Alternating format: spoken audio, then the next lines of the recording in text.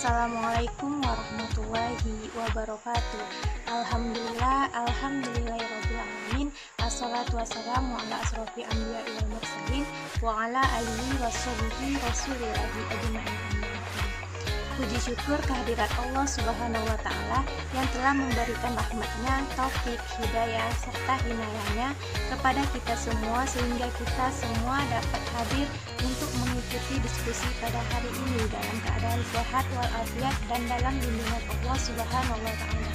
Salawat berserta salam tak lupa kita hadiahkan buat junjungan alam Nabi besar Muhammad Sallallahu Alaihi Wasallam dengan ucapan Allahumma sholli ala Sayyidina Muhammad wa ala alihi Sayyidina Muhammad. Semoga kita termasuk hambanya yang mendapat syafaatnya di akhirat kelak. Amin, amin, amin ya rabbal alamin.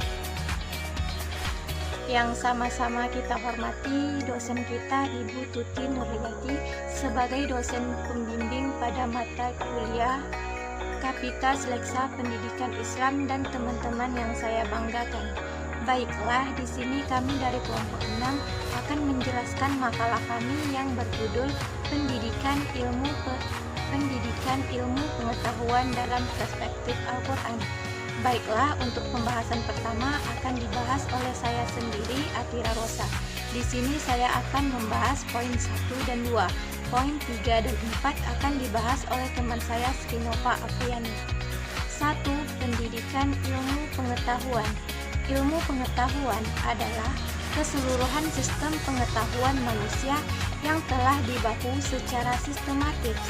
Ilmu pengetahuan dilihat sebagai upaya untuk menjelaskan hubungan antara berbagai hal dan peristiwa dalam alam semesta ini secara sistematis dan rasional, masuk akal.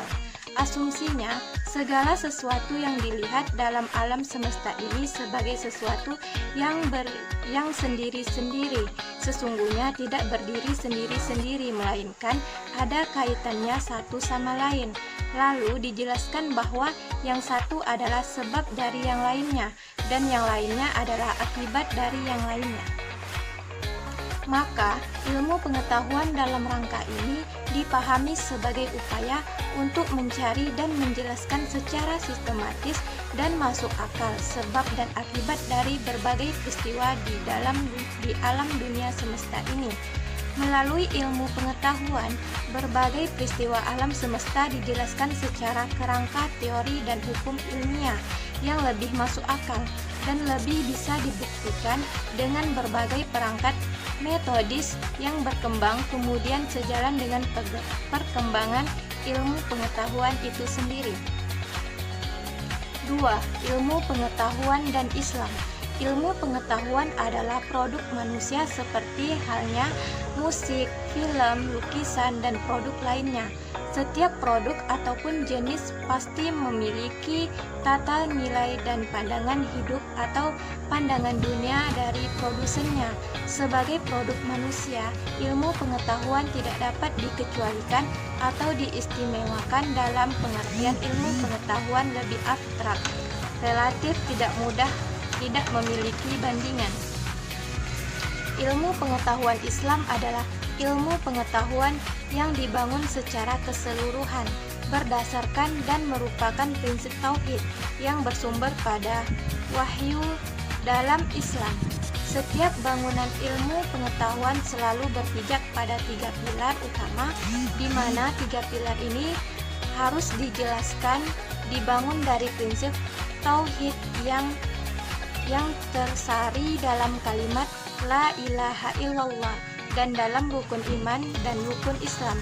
Tiga pilar tersebut diantaranya pilar ontologis, aksiologis, dan epistemologis. Baiklah, itulah penjelasan dari saya dan akan dilanjutkan oleh teman saya Srinova Apriani. Sekian, terima kasih.